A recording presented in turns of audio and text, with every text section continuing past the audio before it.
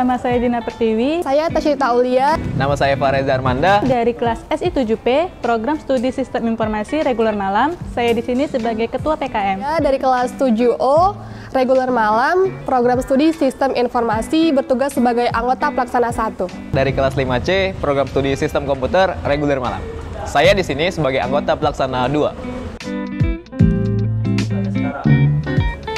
Saya sekarang sedang sibuk kuliah dan bekerja, jadi siangnya itu saya bekerja di STMIC Royal bagian divisi kantor urusan internasional dan malamnya kuliah.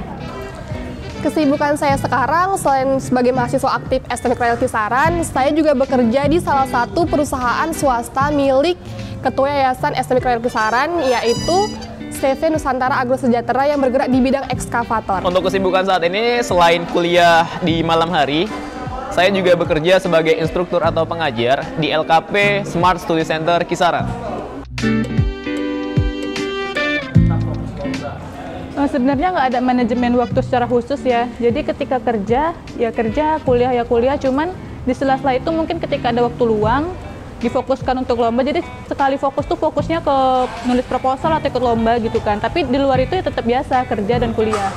Kalau saya pribadi yaitu mengatur waktu antara kerja dan kuliah. Jadi kalau ada waktu luang, saya gunain untuk cari-cari referensi ataupun ngerjain tugas. Jadi bisa sambil mengikuti kegiatan-kegiatan lainnya di kampus. Dalam hal membagi waktu, biasanya saya selalu mengerjakan semuanya sesuai dengan urutan waktunya masing-masing. Terkhusus untuk lomba, biasanya saya selalu menyiapkan waktu setelah kuliah.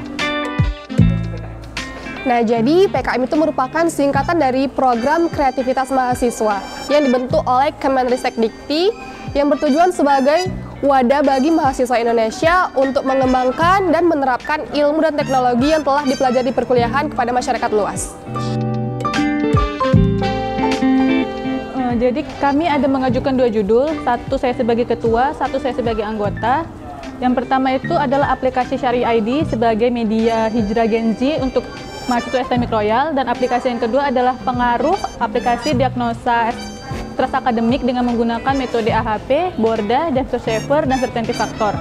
Jadi yang menang dan alhamdulillah didanai itu adalah aplikasi yang kedua, yang aplikasi diagnosa stres.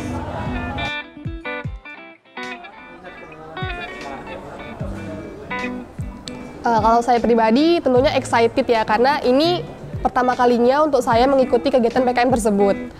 Dan setelah tahu saya dan teman saya lolos, ya saya sangat bersyukur, dan ini merupakan tantangan bagi saya untuk terus belajar dan menambah wawasan, terutama di bidang PKM tersebut. Sebenarnya pertama kali diberitahu lolos itu temen nelpon kan subuh-subuh, dan itu pertama kali tuh kayak bingung gitu, hah bener nggak sih lolos? Karena kan tahun ini standarnya tuh lebih dinaikkan, terus lebih ketat kan penyaringannya, jadi kayak nggak nyangka gitu, bangun tidur dikabarin bahwa lolos. Tapi setelah itu kayak ya senang, bersyukur, alhamdulillah kan lolos. Dan kami ingin ngucapin makasih buat Bapak Ardiansyah Sembiring yang udah membantu kami dalam menyusun proposal PKM dari bab 1, bab 2, bab 3, bab 4, dan menyusun gimana anggaran dananya, gimana cara membuat pendahuluan yang baik, latar belakang yang baik. Jadi makasih banyak buat Pak Ardiansyah. Thank you orangnya. Yang pastinya senang, karena ini merupakan sebuah pencapaian baru sekaligus tantangan baru bagi saya pribadi. Motivasi ikut PKM, mungkin karena merasa tertantang ya dan penasaran, karena tahun lalu juga ikut, jadi tahun ini ikut lagi. Dan kebetulan di tahun ini ada kebijakan dari kampus bahwa yang lulus proposal PKM itu bisa lulus dengan skripsi dan tanpa sidang. Jadi kayak merasa ada tantangan aja sih untuk ikut PKM lagi.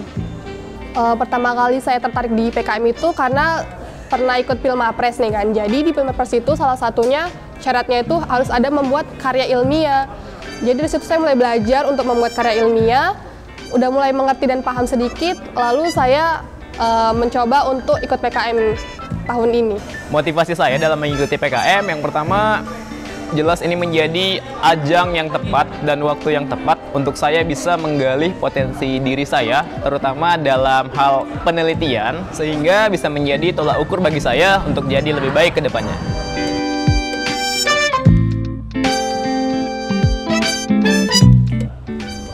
Kenapa mahasiswa harus ikut PKM? Pertama untuk latihan nulis ya, karena kan untuk ikut PKM itu kita harus nulis proposal dulu nih. Dan di akhir perkuliahan kita juga harus nulis skripsi kan. Dan strukturnya tuh hampir mirip walaupun nggak sama. Jadi sebelum kita nulis skripsi, kenapa nggak coba dulu untuk nulis proposalnya?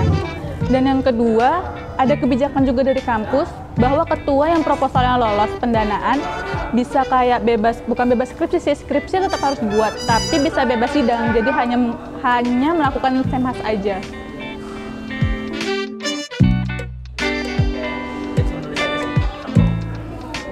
Sebenarnya tips menulis paling pertama itu rajin baca ya. Jadi ketika kita mau nulis, jangan tulis dulu, tapi tentuin dulu temanya, baru baca jurnal-jurnal atau buku-buku yang terkait dengan tema atau judul PKM kita. Kemudian jangan lupa ikutin panduan, karena sebenarnya sebelum reviewer itu ngelihat isi proposal kita diperiksa dulu nih sistematikanya, panduannya, apakah proposal kita itu udah sesuai dengan panduan atau belum. Jadi yang pertama banyakin baca yang sesuai dengan tema, yang kedua itu harus ikutin panduan. Sekian cerita dari kita ya. See you.